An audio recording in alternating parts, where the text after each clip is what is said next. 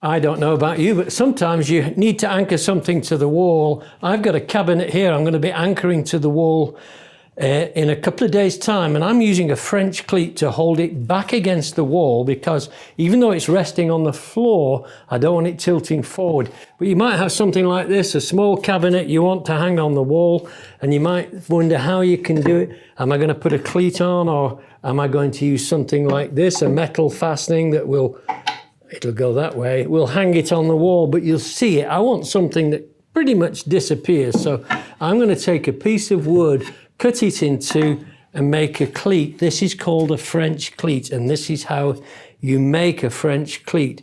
I've just got a 2x1, which is not 2 inches by 1 inch, but it's undersized. If I come up a 1/2 inch like that, and flip over and come up a 1/2 inch like that, so I now have 2 points of reference, and then I take a straight edge from this one to this one, and this can be any angle. It's not going to make a whole lot of difference, but I want to rip down there the length of my interior. So roughly I want to rip to there.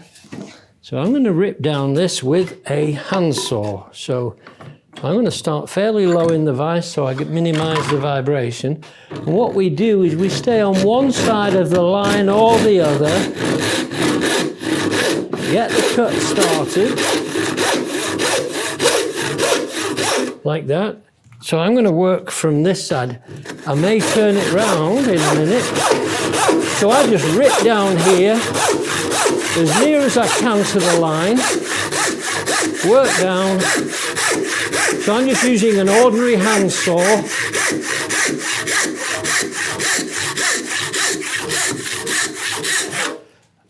I'm going to lift it up to get that last bit. How am I doing on your side? Pretty close, I'm happy with that.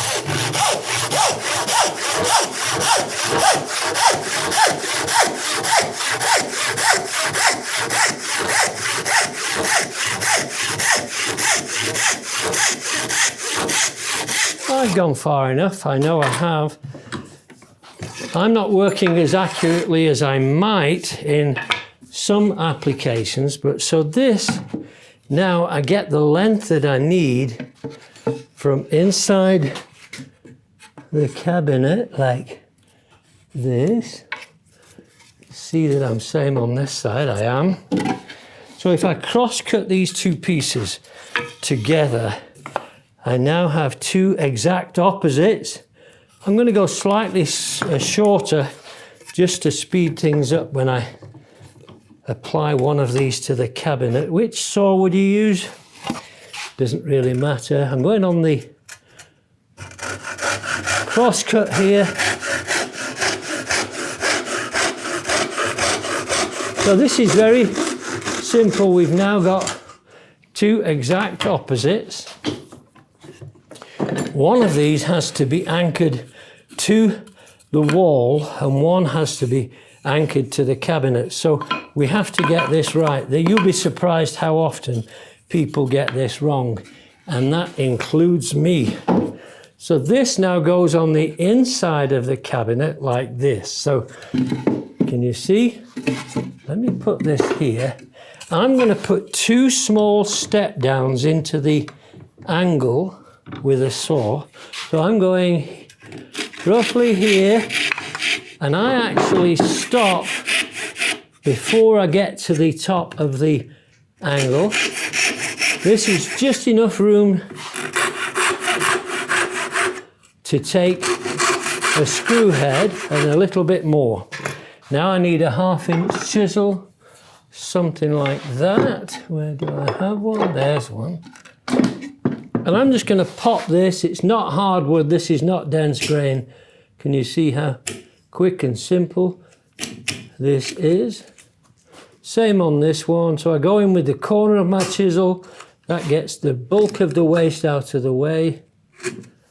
And now I just need a screw that's going to go through this piece of wood. So I need a drill driver. Let's drill a hole through here like this. and like this. And you'll start seeing how this comes together, I hope. Let's see, what size screw do we need? I want to make sure that this doesn't come through my plywood, and it will not. So I'm going to take 2 screws out. And those are the 2 screws that I used to anchor this to the piece. Now you can glue this if you want to, but you don't really need to. But there could be a consideration that you feel it might need gluing. So take your drill driver and drive that screw through into that recess like this. And then this one. So I've got this flush with the back of my cabinet. You can see there it is. So there, now that goes like that. And this piece, we drill a hole through. Let me do that. Give me 2 seconds. And you might want to countersink it like this, just so it's nice and neat and it distributes the pressure from the countersunk screw. Now this then goes onto the wall, but I'm going to take a piece of plywood and show you exactly what I mean. Give me 2 seconds. You are ahead of me.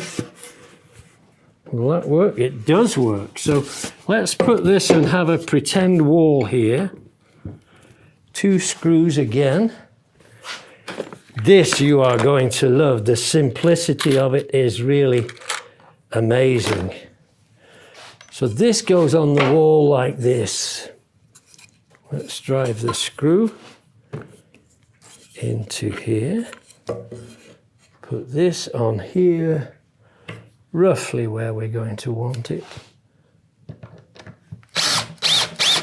Now you'd take a level on this, and you would use a level to get this where you need it to be. I'm going to just use my square because I want it to look half decent when this is done. That one goes on there. And watch this for simplicity. And there are times when you hang something that you really want to hang it and remove it from time to time. That's a French cleat. Perfect. If you ever want to make it permanent, you can always run screws up through the underside, and that will work fine too.